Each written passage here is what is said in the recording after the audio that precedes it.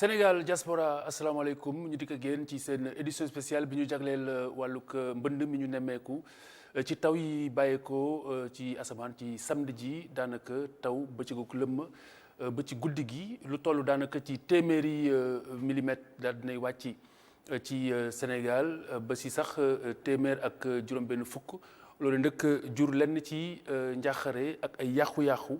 muy lu daanaka du lu bees waaye la cay ay laaj rek mooy saa bu ñu ko nemmeekoo daal di ci sàkk saafara soo si njeexteel daanaka day mel ni du mujj fenn ñu war si waxtaan tey ak Pedre Sy muy directeur exploitation bu ONAS ak Babacar Ndiaye di expert ci wàllug assainissement niki noonu Abdou Samad Diouf bokk ci réseau des volontaires pour le développement de la banlieue bokkit si plateforme bi nga xam ne mooy yittewoo lépp lu jëm ci yiir mbirum catastrophe ak musiba ci kaw askan wi ci wàllu ko protection civile ñu war a sumb waxtaan wi waaye laata loolu yi bu ñu leen dalalee ba noppi ñu dellusiwaat ci pàttali gi ngir mën a matale waxtaan wi kon samay gan jotaay baa ngoog nuyu naa leen ñëpp li ñuy def mooy dem nemmeeku ji mbeddi Ndakaaru ni mu meloon ci samedi ji ànd ci ak Mame Abdou Gueye Kassé.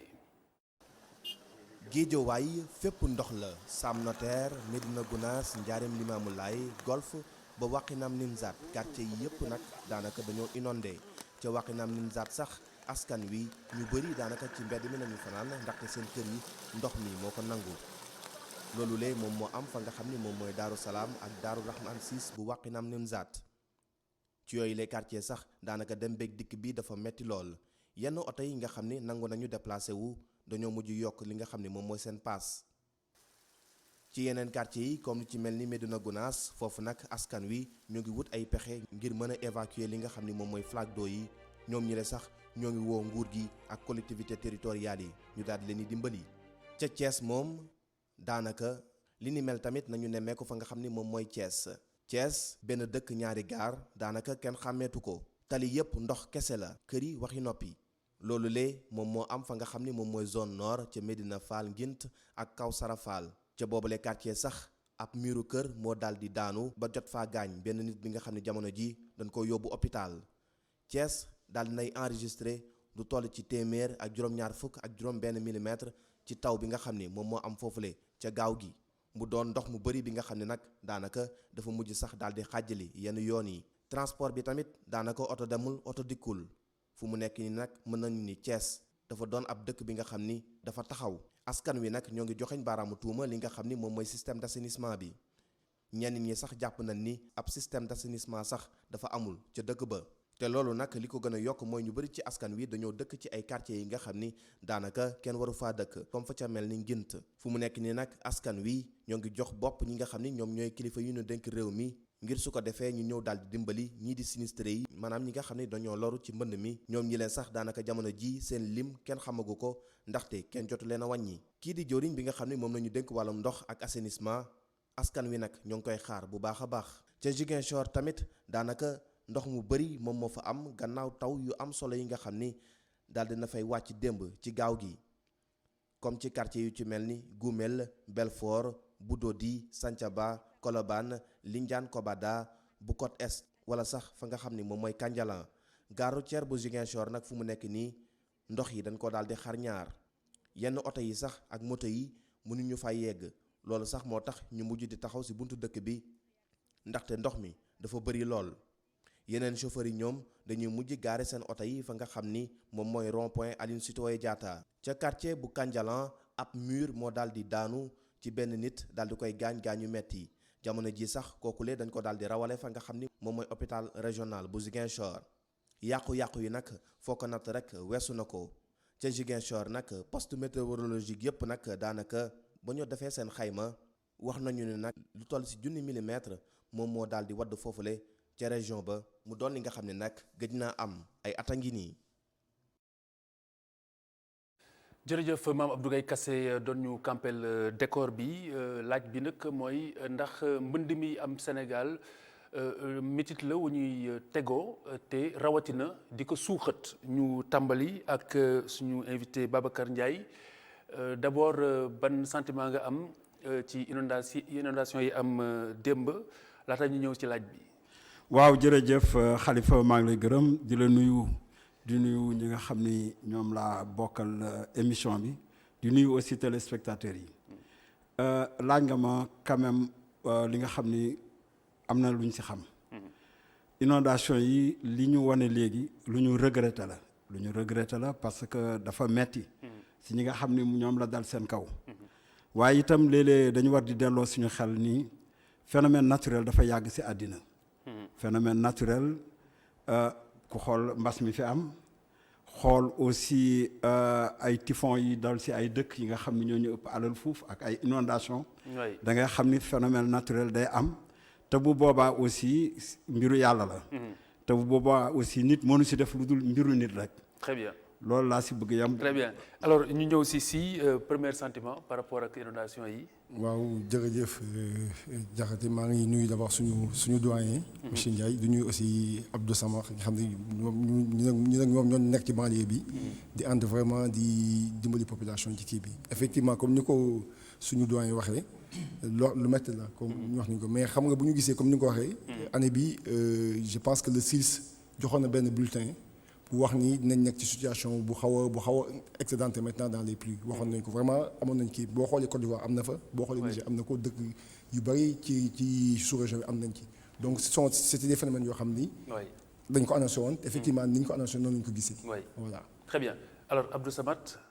waaw merci beaucoup bismillahi rahmani rahim rabbi israh li sadri wa yassir li amri wahlul uqdatam min lisani yafqahu qawli. Amiin.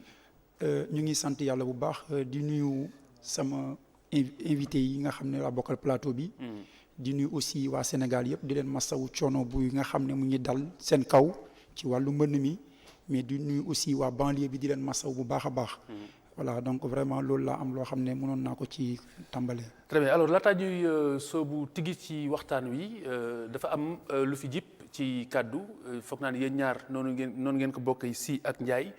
bu fekkente ne ni ndogal dañu ne ndogal yëfi doomu aadama rek nga mën a def li ciy ñuul rek ma bëgg ñu taxaw si balaa ñuy sorey mooy lii lu Agrimet waxoon la ci jamono junj na ko léegi ana lan moo waral boobu ba nëgët ni fàgguwuñu ko ba mu dal ci suñu kaw.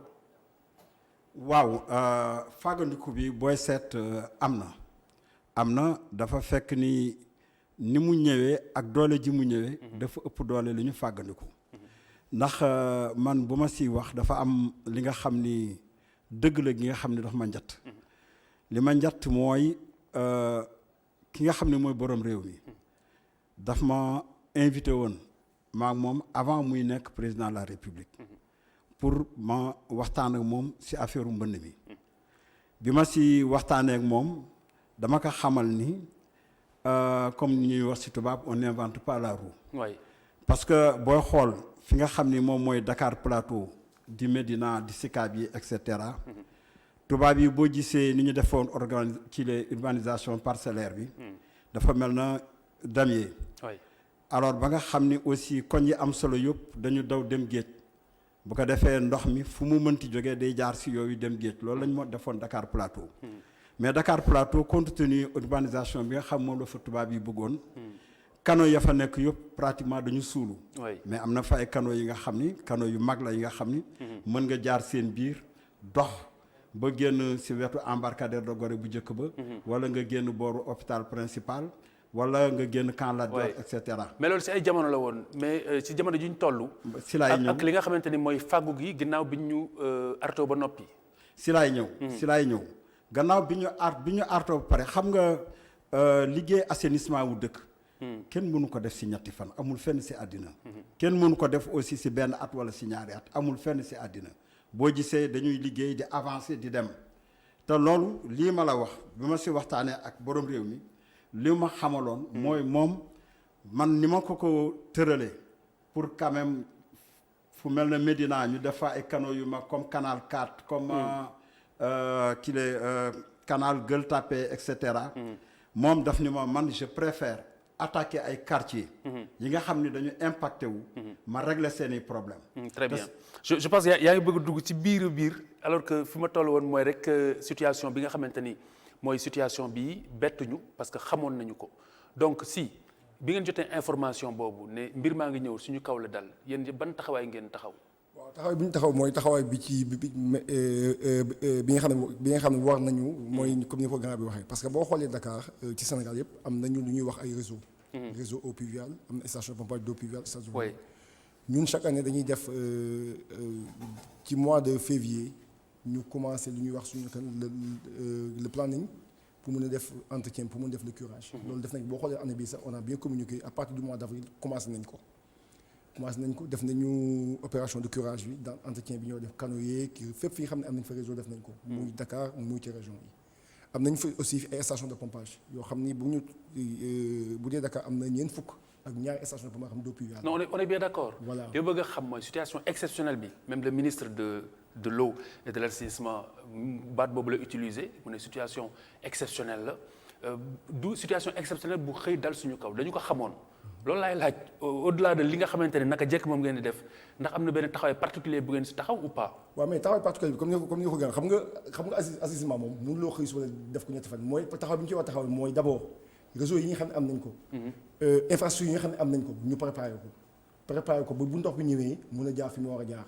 parce que aussi il faut ñu xam une chose gis nga booy def ay ouvrage mënuloo dimensionner à l'infini. da ngay dimensionner pour peut-être benn certaine quantité boo xam ne ñëw na. dañu fàtte daal taw bi kañ la commencé yàgg na de bi mu commencé léegi war na mat def naa war na mat 1 mois. te taw na fi ay taw yu métti yoo xam ni problème bi amuñu ko woon parce que peut-être ay 98 mètres cubes egguloon peut-être ay 100 mètres cubes. boo xoolee ndox bi bu ñëwee bu doon taw guddi sax le lendemain boo ñëwee doo fekk dara. donc c'est que préparation bi ñu koy def nañ ko. très bien dañu nekk dans une situation exceptionnelle boo xam ni. am na ay moyens exceptionnels yoo xam ni def nañ ko. curé nañu préparé nañu suñu ouvrage yi. ak aussi. am nañu ay yeneen matukaay yoo xam ne jël nañ ko yoo xam ni dañ ko jël di ko taxaw bi problème amee nag ñu génne ko. dañu gën a sóobu alors Samath est-ce que am nga sentiment ne situation exceptionnelle bi taxaw nañ si ni mu waree ginnaaw bi ñu ko yëgee ba noppi la tàmbali dal suñu kaw. voilà merci beaucoup Khalifa li mu wax c'est-à-dire maa ngi ree sax ci suuf. parce que le directeur jotoon nañ ci def benn plateau ci benn émission ci benn rajo. ñu échanger ci loolu. mais man damay wax ne parfois ñoom dañuy manquer souvent wàcc sur le terrain. parce que tey bu fekkee ne dafa wax ci problème curage yi parce que ñun li ñu fi dajale tey mooy ñu wax toute solution parce que dañuy wax le vin tiré il faut le boire. lii am na mais du tere su fekkee dañ bëgg solution ñu wax dëgg te yàlla tax. parce que tey li mu wax njiitu réew mi dañ ko war a dimbale. ndax ni ñu ko war a dimbalee mooy. ñi mu responsabiliser jox leen ay maanaam responsabilité di ko wax li nga xam ne mooy xew. très bien mais est-ce que am nga sentiment ne waajoon nañ. non waajal bi des na. parce que li xew pour dire vrai su fekkoon ne nañ ko war a waajalee nañ ko. li des li am mënoon na bañ a am. parce que tey mën naa la jox exemple tey fu mel ni Tali Mame Diarra. tey boo demee def nañ curage au début man j'étais là-bas. mais lañ ca waroon a def parce que mën nga envoyer équipe mu dem sur le terrain. liggéey bi ñu war a def est-ce que suivi bi am na. parce que moom le directeur de l'exploitation. est-ce que bi ñu defee curage wàcc na sur le terrain surveiller est-ce que la ay éléments def baax na. def ko. ñëw fa wala bu fa ñëwee gisuma ko. wala bu ñëwee ba foofu tamit bu fekkee ne am na donc seetaan na parce que tey fi may wax à Tali Mame Diarra. su fekkoon ne curage bi jaar na yoon duñ fa teg ay moto pompe. lu tax jaaral yoon. parce que ndox maa ngi fa. bon est-ce que aussi parce que parfois ñi mën dañuy curer ba noppi doomu aadama ñëw xëpp seen mbalit aussi non Khalifa. bon après il nous dira si c'est le cas est-ce que dem na wala demul. waaw d'accord xam nga man dafa am benn côté boo xam ne souvent day nekk argument yu léger pour man souvent dañ koy teg effectivement am na ci population bi ñu koy def. mais curage bi ñuy wax man j'étais présent bi ñu koy def. parce que le gouverneur de la région moom moo doon def tournée di def benn kii anticipatif. bi mu ñëwee. à Diamaguène Sicap Mbao ñu soumettre ko le problème du curage.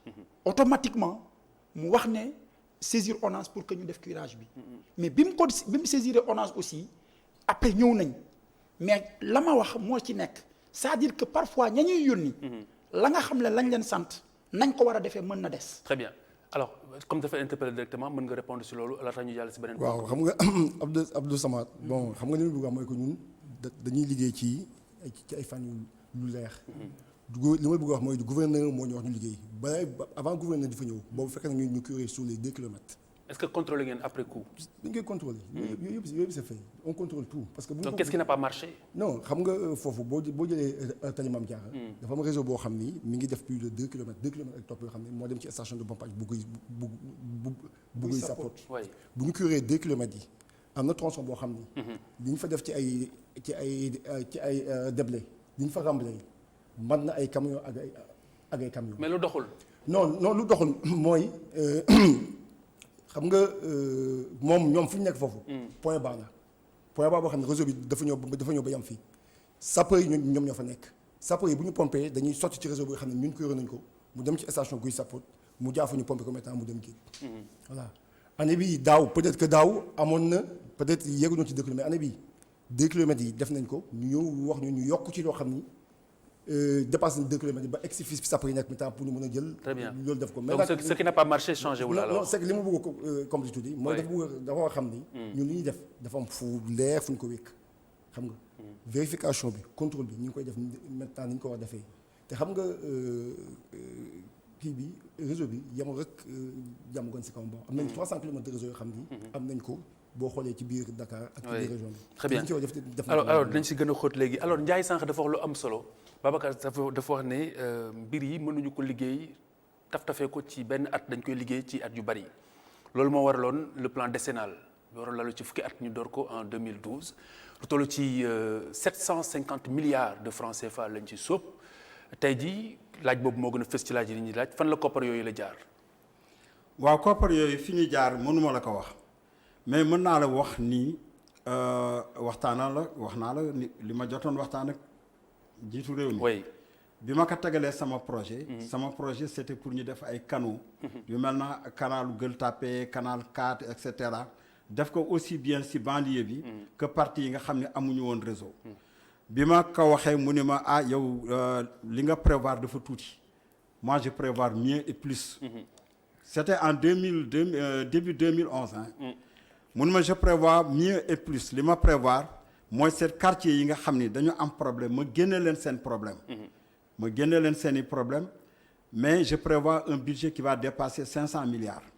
à l'époque et si loolu la jóg mu def ko en 3 phases mu am une phase d'urgence am une phase intermédiaire. am une phase qu'il a appelée court ou long terme. phase d'urgence bi jeex na phase d'urgence boobu moo tax tey boo rombee Maguilène Senghor dafa daan taa. amul tey musiba la woon. waaw amul tey ndox. oui mais boo gisee canal bi ñu fa def. mi ngi jóge ci cité magistrat yi.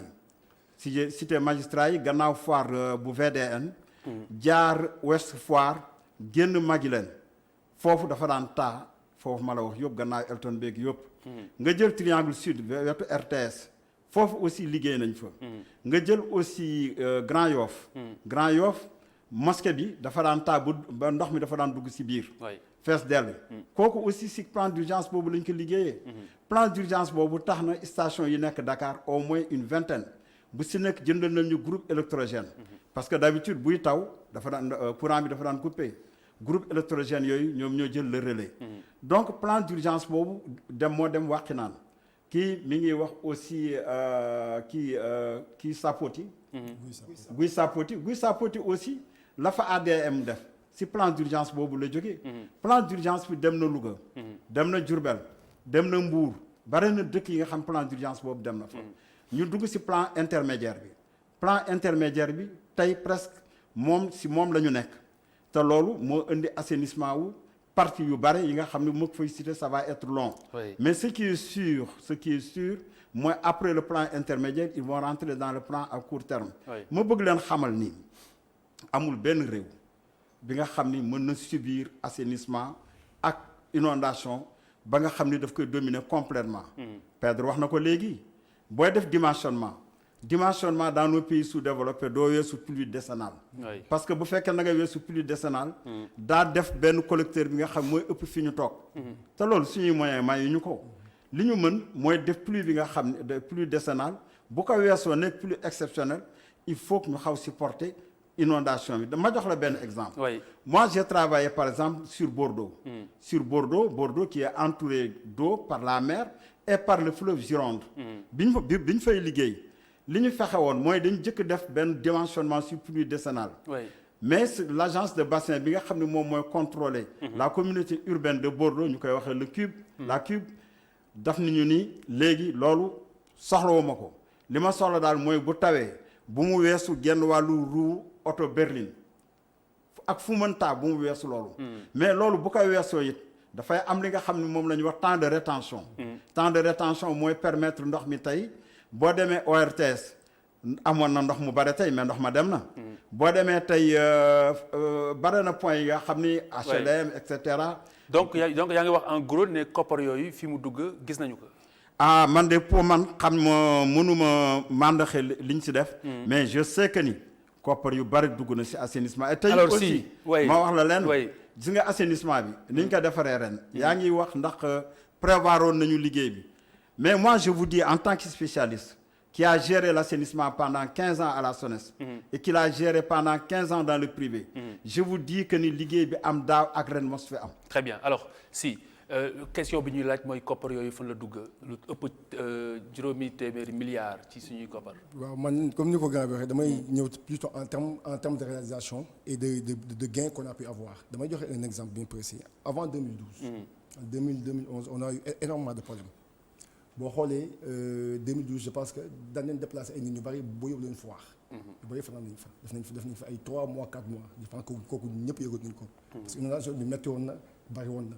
boo demee Nord Foire kër yu ba yàqoon na fa ba ñu génne kii nga dem Bellevue la même chose. nga dem Maris la même chose route nationale bi daan toog ak autoroute bi kenn dootu fa yoon jaax yooyu yëpp avant 2012 la mais est-ce que 2012 ak maintenant. je prends un exemple est-ce que route nationale bi di nga fa jaar depuis bi ñu defee le plan décennal ba léegi gisatoo fa route nationale bi tëju autoroute bi tëju Maris déggootoo fi ay problème Ouest Foire Nord Foire déggootoo fi ay problème kii fii Abdou Samad dëkk Guy Sapot Sam Ten bi Amdalaay Ndiawar Diagne def nañ fa investissement yoo xam ni boo demee ay ñoo am ñoo xam nga si Sénégal moo laa dégg xam nga ni tableau bi ngay dressé nii du tableau bii nit ñi gis si week-end bi du tableau bii nit ñi dund donc booy wax lii dafay xaw a kéemaane moo tax il faut vraiment loo ciy wax rek mu doon loo xam ne non nit ñi ma gis nañu ma dégg xamul tax dinañ mën a dégg parce que dafa am fu ma déparé dama am fu ma déparé xam nga da nga ma ni fan la xaalis fan non théorie bi c'est bien mais il faut quand même parce que li muy jariñ finalité bi moom la ñu gisul non du théorie parce que xamul tax du théorie bu doon théorie li fi amoon 2011 2012 mais kii amatu fi depuis 2012 ba léegi sax ko dem ba Cambérène waaw mais non xam nga waaw loolu da ngay laaj lan ma ko waral boo leen laajee rek ñu expliquer leen boo leen laaj ñu expliquer parce que comme je dis on a eu une pluie exceptionnelle newoon naa ci njëlbeen bi ne leen on nous a am na bulletin bu waa si génn mais année bi on va avoir une pluie exceptionnelle maintenant dans kii en Côte d'Ivoire. te waaju leen ko. déedéet waaj nañ ko xam nga tax waaj nañ ko parce que boo xoolee année bii ONAS. APIX AGEROUTE sapeurs-pompiers dañu lëkkaloo nañu boo xam ni ñun pour ànd maintenant di liggéey boo demee dama ne par exemple boo demee Rufisque. am na point yu bari yoo xam ne ñun ak APIX ñoo fa ànd liggéey. waaw boo demee kii ma terminé. boo demee actuellement au niveau de la banlieue. foofu actuellement ñu nekk sapeurs yi ànd nañ fa lëkkaloo. je pense que loolu tamit beneen faiblesse la boo xam ne après dinañ si dugg léegi. alors Abdou Samad est-ce que en tant que citoyen en tant que membre du réseau des volontaires ak plateforme anti-catastrophe est-ce que gis nga ne koppar yooyu njariñ li mu ngi feeñ wala gis nañu ko. voilà merci beaucoup xam nga li may wax sànq si ma njëlbeenu kàddu te yeggaliwu ma ko woon.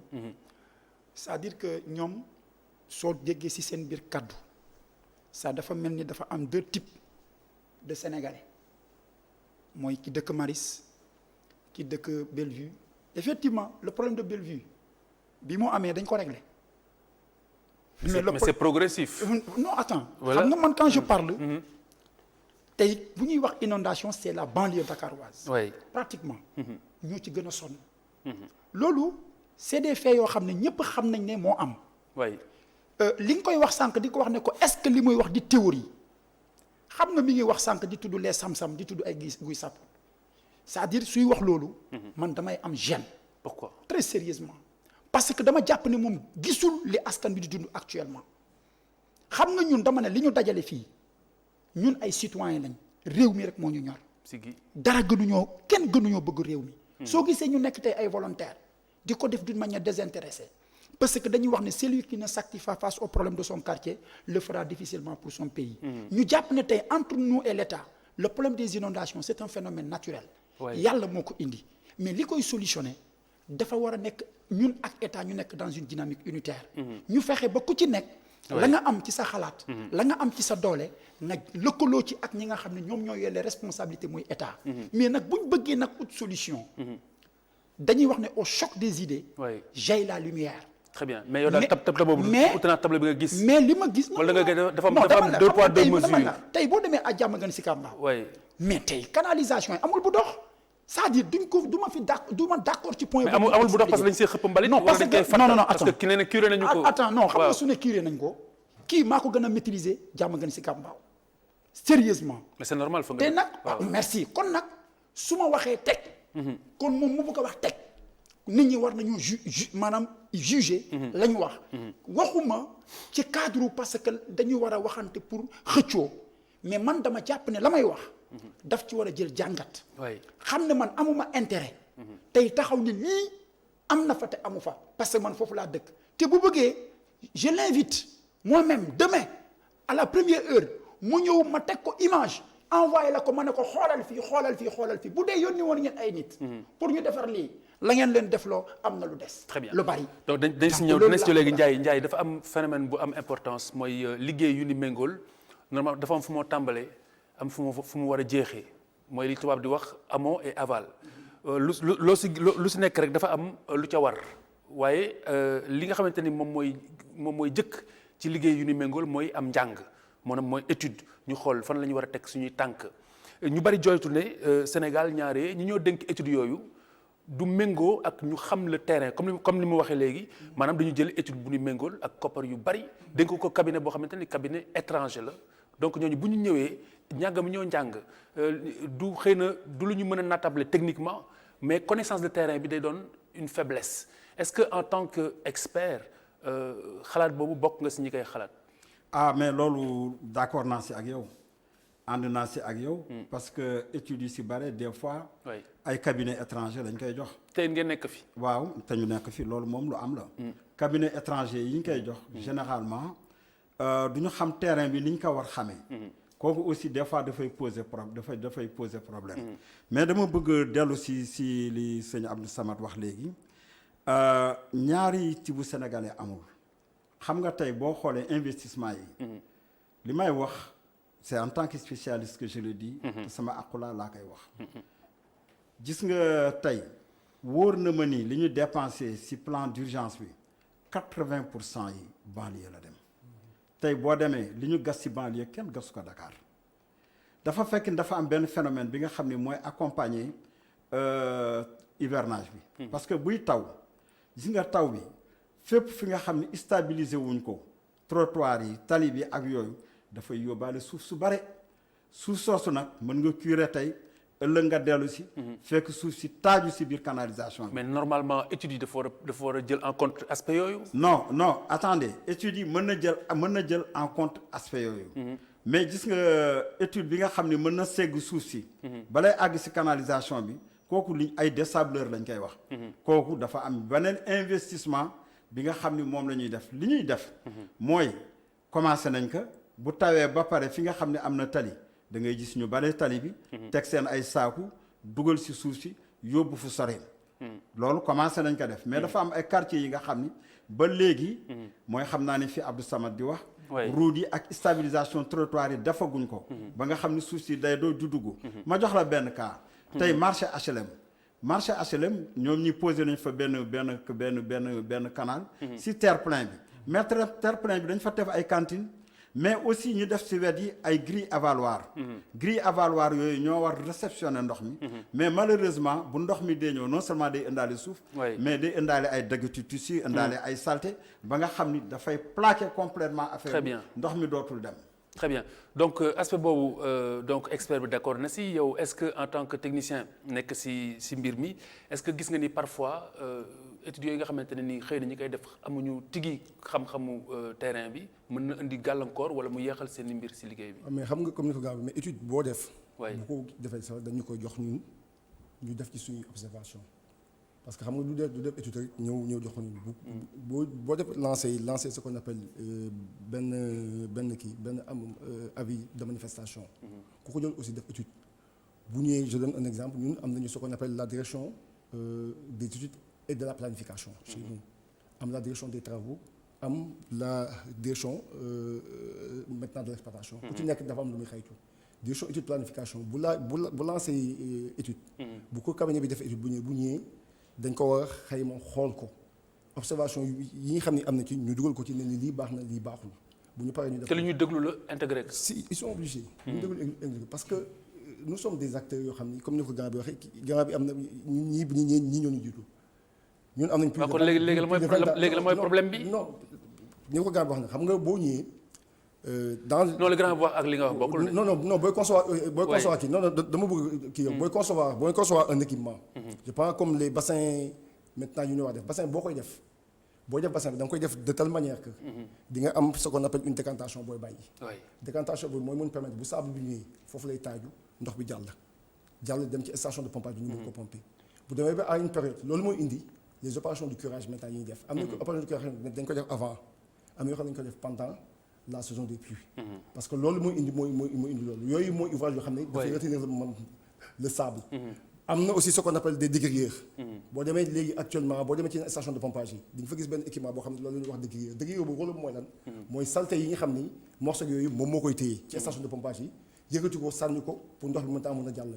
donc yooyu bu ñu koy def yooyu yëpp dañ koy xayma. c'est comme si nit ñi dañuy def étude rek jox ñu mais yooyu yëpp mi ngi ci. alors Abdou Samad ponk boobu noo ko gisee par rapport surtout ak yi nga xamante ni si kër yi lay bàyyeekoo yàq. yoonu ndox mi. waaw xam nga loolu. est-ce que yéen a ngi si liggéey en waaw non effectivement parce que loolu ñun rafetlu wuñu ko. parce que bokk na ci li nga xam ne dañuy wax ne sax dañuy war a def ay programme de sensibilisation. di waxtaan ak population bi. ci façon bu mel noonu parce que ñun dañu jàpp ne loolu incivisme la. parce que après seen kaw lay këpp. non après suñu kaw lay këpp. loolu lu leer la. parce que man li ma la wax ñun fii dañ fi toog. pour war a wax dëgg. te aussi waruñu seet lenn loo xam ne dañuy wax ne lépp ñun population bi am na loo xam ne am nañ ci responsabilité. parce que parfois nga gis benn nit koo xam ne day ñëw di jël di sotti loo xam ne waru ko fa sotti. nga taxaw wax mu fas yéene sax jaamaarlu ak yow. mais loolu aussi lépp dafa am ñoo xam ne aussi war nañ ñoom la ñu dénk ñu war a organiser wu pour loolu. donc am na fi service d'hygiène. ñoo xam ne loolu seen liggéey la war a doon. xam nga sànq maa ngi koy expliquer ci wàllu curage boobu. waa urbanisme. waa urbanisme ñoom oo nañ leen waaye disponible ñëwuñu. très bien donc boo xoolee tey li ma ko doon wax sànq xam nga ñu ngi def actuellement système de pompage. xam nga ñun fan la ñuy verser suñu ndox ci autoroute à péage. autoroute à péage si. foofu la ñuy verser suñu ndox xam nga lu ko waral parce que maanaam bu doon curage yu jàll na. mais aveu de mise en danger de la vie d'autrui nga fi def de. non déet bu dee da ngeen di jël seen ndox kon fu mu jëm wala dafa am yoon bu muy jaar ci autoroute bi dafa am ay canal. ah bah très bien nekk ci biir il faut wax ji leer moo tax ma insister dañuy percer mur bi. pour au moins mën a sotti ndox mi même les sapeurs yi muy wax. donc da ngeen di profito. ci réseau autoroute bi. ci réseau autoroute bi pour au moins mën a pomper ndox mi mu jàll. tey kon donc su fekkoon ne man am na benn machine de 300 mètres cubes par heure bu ma fa teg. mais bi may pomper keroog dama ko dugal ci seen réseau yi. donc sama ma pomper ko après ñu refoulé. sama c'est que li ngay wax donc dama ko non xam nga. li ngay wax la tax mu garaaw. waaw mooy dafa mel ni. gars yi dañuy ñëw def seen show. dem bu ñu oññee ko. li ñoom la ñuy xeex xam nga loolu laay wax. loolu da nga fa wax xam nga sànq. su ma kilifa gi def ne. l'État a fourni des moyens colossaux. mais moyens yi kenn xamul fu mu voilà très bien c'est-à-dire ma ne gars ñi. nañuy wàcc sur le terrain. c'est-à-dire que di nga yónni ndaw. nga yaakaar ne lam la defal. mat na te fekk ne matul. très bien donc foofu laa koy wax c'est-à-dire ñun ñi nga xam ne ñooy acteurs yi. mi ngi wax sànq ne bu parfois état bi buy joxe les marchés. du ko jox les Sénégalais da ko jox les étrangers. alors Ndiaye mais parfois ñoom ñii aussi bu ñuy liggéey. Ndiaye li sama wax c'est important mooy effectivité justement contrôle effectivité liggéey bi maanaam koppar yi génne nañu ko ne bërëb sangam la ñu koy dugal waaye dem xool tigi ndax fañ ko jëmale woon fañ ko tudde woon dugg na fa ndax loolu gis nga ni suffisamment am na ci réew mi ou pas. non loolu am na fu mu sooxee parce que xam nga léegi da nga tudd le travail en amont et le travail en aval. En amont le travail effectivement c'est les études. études yooyu plan d'aménagement si la bokk. mais en aval aussi am na une harmonisation. bi nga xam ne war nañ ko def si intervention yi. mais bi kii waxee léegi si feeñal na ni harmonisation amul parce que tudd na structure yu bari yoo xamante ne ñoo yore mbir mi. waaw loolu je pense que ni li ñu waroon def mooy dañu waroon def benn structure bi nga xam ni. day def coordination ak régulation dans le secteur de l'assainissement loolu amul. kooku c'est extrêmement important gis nga ni ñu tasee AGEROUTE di liggéey fii AGETIP di liggéey fii ONAS di liggéey fii mën naa ni sax c'est pas gênant. mais li nga xam ne moom la ñu war def dafa war am benn unité de coordination. mu harmoniser bi nga xam ne moom mooy harmoniser liggéey bi. si j'ai bonne mémoire loolu dafa amoon bu njëkk. gis nga bu njëkk ñun bi ñu nekkee SONES. liggéey bu génn ñu war ko def surtout le plan de Dakar et ses environs. dafa doon jaar fi ñuy wax BOM bureau organisation et méthode à la présidence. bureau boobu moom moo daan xool les aspects techniques. les aspects sociaux. l'impact sur le développement. yooyu yëpp dañ ko daan xool bu ñu ko xoolee ba pare si lañ koy stampé wane ni liggéey bi wane ni lii ngeen présenté baax na. donc ça veut dire que day am même contrôle en amont. mais non xam nga le problème que nous avons. oui contrôle yi ñuy def yëpp. c'est des contrôles xaw ma pour satisfaire l'opinion ou je ne sais pas. mais c'est des contrôles qui visent seulement la gestion pécuniaire. dafa nekk ay contrôles yi nga xam ne wéy di doon na faute de gestion di def na lii di def na laa. mais dafa war am contrôle technique. ba lépp li nga xam ne dañ koy liggéey effectivité liggéey bi war nañ ko mën xool. natt ko xam ni lii effectivement fi mu waroon jaar na fa ni ñuy contrôler xaalis bi alal ji. noonu la ñu war contrôler technicité bi. bu njëkk moi je vous dis que y avait beaucoup plus de rigueur quand même parce que. avec Senghor c'était. non mais avec Senghor avec Abdou Diouf aussi. parce que. mais bureau boobu amatul bombo. ah ça je sais pas. mais je sais que non ma ne Ndiaye est-ce que bu étude dina jaar bureau organisation et méthode. non c'est que li ñuy wax peut-être ñu amul ko mais en matière de travail. non mais c'était juste une parenthèse je pense que paregoon yaa ngi doon développer. non en fait je crois que point boobu li ma si laaj. li ma si bëggoon wax naa ko ah très bien allez-y. c'est que li ma bëgg wax mooy que. xam nga en fait il faut aussi ñu ramener débat bi fi ñu ko ramener xam nga nit ñi ñu ñëw di liggéey pendant des années def li ñu war def ñu xëy suba dañ ne li ñu baaxul gis nga le curage qu'on fait. non mais soyons clairs bu fekkente ni dañ teg réseau d'assainissement. di def ay curage. pour lan la finalité bi pour ndox mi jaar fi mu war a jaar. ba ñu dugg ci néeg yi ak kër yi. loolu bu amee kay nit ñi sañ ñoo taxaw poser wu ay questions. tout de même non c'est deux aspects c'est que en fait il faut prendre les choses c'est deux aspects xam nga. le curage. oui dañ ko war a def au moment bi ñu ko war a defee. le contrôle se fait normalement parce que le curage se fait au niveau national. toutes les régions yi nga xam ne am na réseau dañ koy def avec un planning bien défini et le contrôle est fait. maintenant xam nga en matière de dimensionnement et de réseau comme ni ñu waxee peut-être c'est bu ñu dimensionner le réseau. peut-être sur une période de 10 ans lañ koy dimensionner mais quand tu as une pluie exceptionnelle il y a aussi les gens doivent reconnaître qu'il faut un temps de rétention et un temps d'évacuation ndox mi mënul wàcc rek dugg ci réseau yi dem carrément loolu mënul nekk amul fenn même les pays les plus grands amul fa. loolu il faut ñu xam ko mais le plus important. mooy que le curage ñu def ko. les infrastructures ñu entretenir ko les stations de pompage ñu entretenir ko. pour au moins bu ndox bi ñëwee même bu fay taxaw bu fekkee ne c'est une pluie qui n'est pas exceptionnelle. au bout de 1 heure de temps 2 heures de temps mu dem.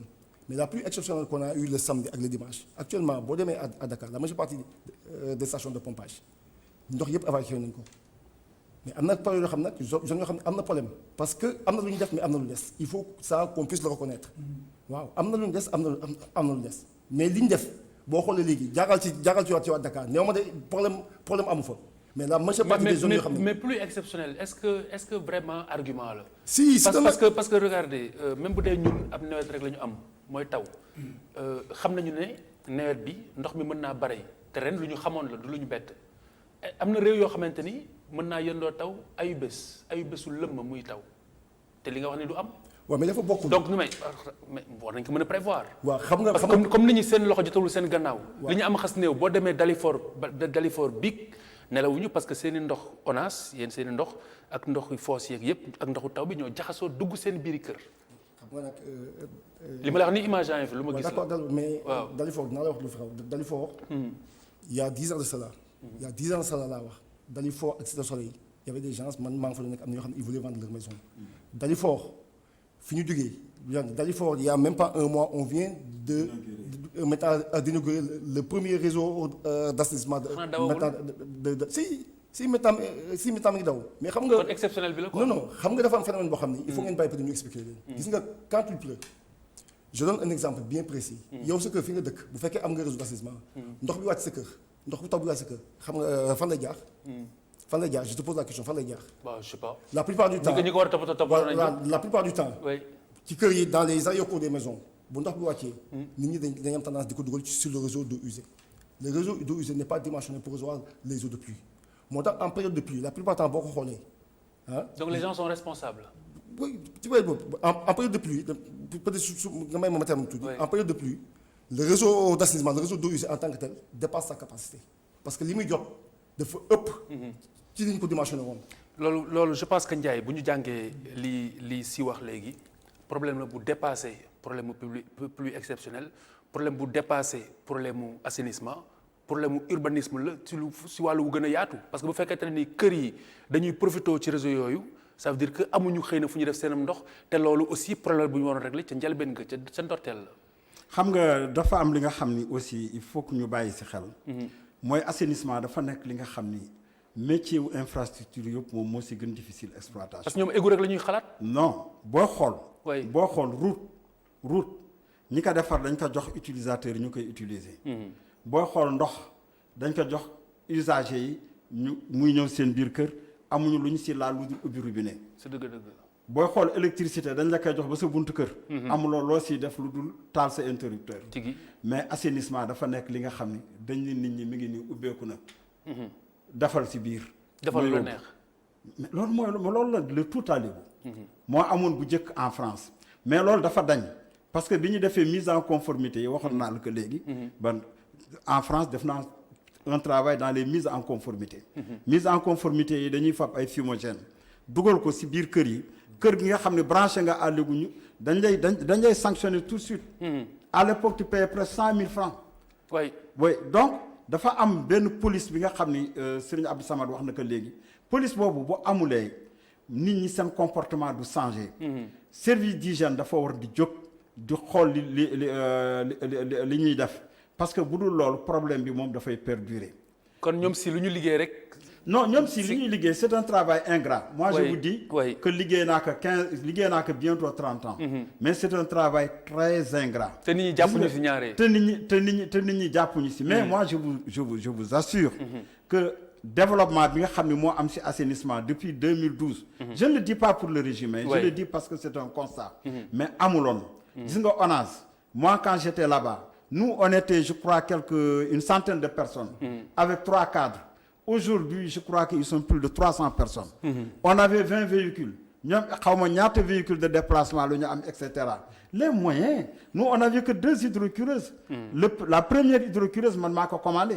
Kuka la tuddoon je l'ai commandé en Allemagne. donc li nga xam ni moom la moyens yi ñu mettre seen disposition amuloon bu njëkk te nii ñuy liggéey aussi vraiment man dama ko naw. kon ñaara am. liggéey bi matalewul ci contrôle bi wala doomu aadama yi dañuy gas ñoom ñuy suul. non yokk ci beneen.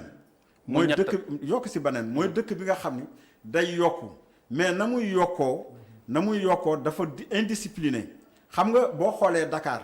ak ay Sicap ak yooyu biñ koy defar dara amu fa. dañuy ñëw teg seen ay réseau ba pare soogay teg seen ay kër mais boo demee tey. Kër Massar. wala nga dem faneen ci banlieue bi mais borom kër yi ñoo jiitu non seulement mais dañu ñëw aussi fekk ay bas-fonds du ma weddi. tey ndox mi. xoolal cité Cyprès bu Rufisque la fa xew. fi mu gën taa ci ay cuvette la. tey bu ma kile demoon Géejawaay am na ay points yi nga xam ne dañu am ndox. mais boo taxawee fi nga xam ne wow na boo xoolee fa ndox ma taaju cuvette la. tigi alors Samar. waaw bi ñuy dëkk foofu. ana état. waaw justement moo tax ma ni problème bi jéggi na yëpp. voilà très bien xam nga réew. oui. dafa am kuñ ko dénk. tigi muy état. ñu am benn ministère boo xam ne dañ ko chargé habitat. ak urbanisme. su fekkee ne yow ab citoyen ñëw na. di dëkk ci ab dëkkin boo xam ne fi muy dëkk baaxul. je pense que am na ñu ko war a mun a tere loolu mais fii da ngay gis koo xam ne dafay war a tabax pour mu am permis de construire fa mu war a jaar du fa jaar day xëy rek ñu gis ko muy tabax. parce que li fi am ñëpp xam nañ ko. c'est-à-dire que parfois état day bàyyi la mu war a def ca moment ba mu ko war a def jël ay responsabilités am ba béy wees mbuus muy door a taxaw jóg. te bu boobaa sax day problème inondation danañ wax ne. ñi dëkk tey ci banlieue bi ñu ci bari. ay góorgóorlu lañ. ñoo xam ne dañoo ñëwoon daan ci seen doole. gis foo xam ne gis nañ ne fii war nañ fee mun a dëkk ñu toog fa ak seen njaboot di si turlu. mais amoon na ku waroon organiser loolu tey ba dëkkin bi nit ñi dëkk. ba tey problème yi am du am. c'est-à-dire que tey ñun li may wax toujours mooy wax nañu sànq ci problème mu nit ñi bëgg a ne population bi d'accord xam nga tey les kii de l'État. les services kii de l'État xam nga tey seen intérêt fu mu nekkoon ñu maanaam collaborer ak les acteurs yi nekk dans le terrain. oui parce que tey problème boobu muy wax. tey ONAS bu fekkee dafa ñëw tey di defar ay canaux tey ci benn commune mais mu collaborer ak collectivités locales yi les conseils consultatifs de quartier. ñu impliqué leen. donc am na noo xam ne suñu liggéeyee ak ñoom. dana am solo lool parfois ñuy veiller à ce que di sensibiliser askan bi. ci yenn yi. absolument parce que dama leen di wax ne tey ñun ñii toog ñëpp ñun ay sénégalais lañ. te lenn ñoruñu ñun ñi toog ñëpp lu dul lu war a defar Sénégal. mais nag. nañ ko waxtaanee comme ni ma la ko waxee. tey fii ku ci nekk rek jàpp naa ne. li ngay wax bëgg nga Sénégal dem. mais nag. parfois gars yi dañuy sóoraale seen fauteuil bi. waaw ba xam ne yenn saa yi. alors Ndiaye voudrait réagir waaw balaa ñuy sori parce que waxtu yi dab nañu ba noppi. man sóoraale wu ma fauteuil nii rien du tout. voilà mais li mu wax dama si ànd. parce que li tax ma ànd si mooy dama gis ni par exemple au Brésil. affaire assainissement affaire quartier la. quartier dañu dajale ay benn carré bu mag. bi nga xam ni dafa am structure assainissement. comme ONAS. mais lu ñuy def ñoom ak waa quartier bi ñoo koy bokk di def. wallaay ndeysaan ñoo même bu ñuy tracer sax. di réseau bala ñu koy def. il faut ñu toog ak waa quartier bi. ma jox la si benn exemple. gis nga ñun bi ñuy sogee ñëw ci les SONES. dafa fekkoon ni tubaab yi bi ñu fiy jógee. presque dañ leen dàq. bi ñu créé société nationale. bi ñuy dem dañuy yóbbu plan yëpp. mais plan yi si ëpp di saboté plan yi si ëpp ñun ñoo ko restauré. te plan yi mën naa toog nii di la wax fu nekk tuyau bu fa jaar ak diamètre am. Dakar yëpp mën naa la ko wax. parce que dañ doon sol suñu daal di topp tuyau yi. mooy la ñoom si dul def. selon Samata. bokkuñu seen jamono ak suñu jamono bokkuñu. mais ñun dañ daan topp tuyau yi bu ñu toppee tuyau yi. gis nga dafa daan am ay pas yi nga xam ne ñoom lañ daan fekk ci quartier bi. ndeysaan maa ngi ci fàttaliku kenn ku ñuy wax ma baaba. triangle sud boobu moo ñu woon canaux yi fa jaar yëpp. donc loolu dafa amoon. moo tax. di ci boole waa quartier yi xaw ma nan lañ koy defee. mais c'est extrêmement important. très bien kon daal li ma jot a jàpp ci tënk mooy approche holistique. moom moo war a mën a régler problème bi parce que ku nekk am nga sa part de responsabilité également alors. non c'est que peut-être li ma bëggoon dolli ci kii bi xam nga. en fait war ngeen jàng si ñoom Babacar ñoom dañuy. non jàng si ñoom mais xam nga aussi. am ngeen tous les moyens maintenant. non àdduna day dox. xam nga léegi àdduna day dox autant comme ni ko suñu doyen waxee ak sama grand. les plans se faisaient à la main. tout se faisait kii mais maintenant on a ce qu'on appelle des systèmes d'information géographique. la moo tax ñu dellu gannaaw. non dellu gannaaw on a des outils très performants qui permet de pouvoir faire un travail beaucoup plus poussé et beaucoup plus précis. Voilà léegi deuxièmement li mu bëggoon wax mooy nous cette gestion intégrée dont tu parles on le fait pour la bonne et simple raison que au tout début bi ñu construire les ouvrages dans la banlieue yenn saa yi dañ daan jël ko xam ni mi ngi dëkk Fass bu dem di liggéey ci banlieue bi ñu gisoon ni daan na am ay dysfonctionnement parce que bu waa ji ku nar a jógee Fass nar a dem ba peut-être ba Guy Sapp nar fa liggéey yenn saa yi dañuy gis maintenant muy tardé maintenant on a fait ce qu'on appelle benn approche locale toutes nos installations actuellement boo xool station de pompage bu ci nekk c'est il y a des gens qu'on a pris ce qu'on appelle une gestion intégrée on prend des jeunes du quartier ñoom ñoo fa dëkk ñoom ñooy gérer ouvrage yi nous on vient et puis on les encadre et ça nous a permis vraiment de pouvoir régler beaucoup. ñoom sax nañu mën a contrôler. non dinañ contrôler même mieux. même yenn saa yi yenn kii bu ci am dégradation ñoom ñooy futteeku sax. di ko xeex pour mu bañ am. très bien wala ñoom ñoo aussi di ñu informer donc cette gestion intégrée. nous on est en train de le faire. depuis le alors Ndiaye pour terminer plan décennal la ñu waxoon 2012 la woon pratiquement ñu ngi ci fin bi bu fekkente ne ni ba fii mbir mi matalewul ndax mën nañ ci am yaakaar.